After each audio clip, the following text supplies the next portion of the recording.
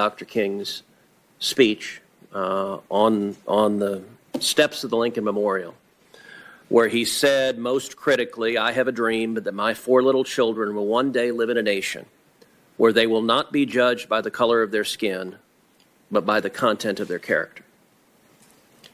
Do you agree with what Dr. King said in that speech there? I do, Senator.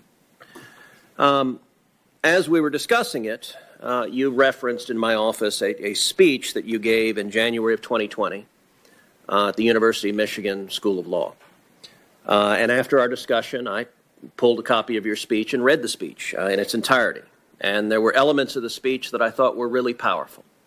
And let me say, your opening remarks yesterday were powerful and inspirational as well. And I think you and your family, the journey you have taken to becoming a federal judge, to becoming a federal court of appeals judge, I think demonstrates the incredible promise and the incredible opportunity this nation offers all of us. As I read your speech at the University of Michigan Law School, however, there was a portion that surprised me.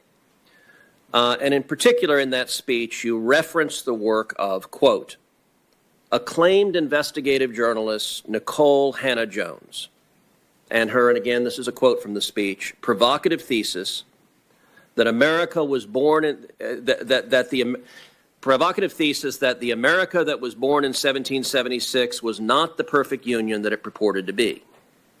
And indeed, Ms. Hannah-Jones, in her 1619 projects, describes the central thesis of the 1619 Project, which the New York Times laid out as a revisionist look of history, revising American history. And Ms. Hannah-Jones described her central thesis as, quote, one of the primary reasons the colonists decided to declare independence was because they wanted to protect the institution of slavery. Now, that claim is a highly contested historical claim. Do you agree with Ms. Hannah-Jones that one of the primary reasons the colonists decided to declare independence is because they wanted to protect the institution of slavery? Thank you, Senator. When I gave that speech at the University of Michigan, I was asked to speak on Martin Luther King Day. And every year they have a Martin Luther King Day speaker. And I gave a speech about Black women in the civil rights movement.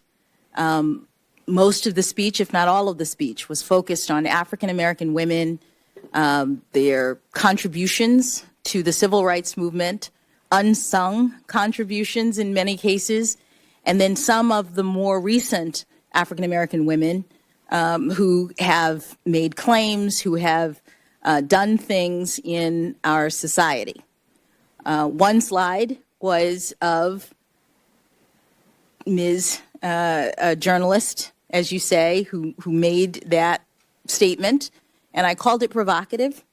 It is not something that I've studied. It doesn't come up in my work. I was mentioning it because it was, at least at that time, something that was talked about and well known to the students that I was speaking to at the law school. So are you aware that since the 1619 Project came out, that it has been roundly refuted by very respected historians, including Gordon Wood of Brown University, including James McPherson of Princeton University. McPherson called it a, quote, very unbalanced, one-sided account which lacks content and perspective. And indeed, it was so thoroughly refuted that the New York Times quietly altered the digital version to remove references to 1619 as the year of America's true founding and the moment America began. Were you aware of that? I was not. So let me ask you, related to the 1619 Project, which I believe is deeply inaccurate and misleading. The 1619 Project is closely intertwined with a movement that is called critical race theory. Critical race theory, as you know, originated at your and my alma mater at the Harvard Law School. In your understanding, what does critical race theory mean? What is it? Senator, my understanding is that critical race theory is It is an academic theory that is about the ways in which race interacts with various institutions. It doesn't come up in my work as a judge. It's never something that I've studied or relied on, and it wouldn't be something that I would rely on if I was on the Supreme Court. So critical race theory, as you know, has its origins in the critical legal studies movement, which also came from Harvard Law School, from a number of critical legal studies professors, crits as they were known when we were in law school, who are explicitly Marxists. And they find their origins in Marxism, although critical legal studies frames society as a fundamental battle between socioeconomic classes. Critical race theory frames all of society as a fundamental and intractable battle between the races. It views every conflict as a racial conflict. Do you think that's an accurate way of viewing society in the world we live in? Senator, I don't think so, but I've never studied critical race theory, and I've never used it. It doesn't come up in the work that I do as a judge. So with respect, I find that a curious statement because you gave a speech in April of 2015 at the University of Chicago in which you described the job you do as a judge. And you said sentencing is just plain interesting because it melds together myriad types of law, criminal law, and of course constitutional law, critical race theory. So you described in a speech to a law school what you were doing as critical race theory. And so I guess I would ask, what did you mean by that when you gave that speech? With respect, Senator, the quote that you are mentioning there was about sentencing policy. It was not about sentencing.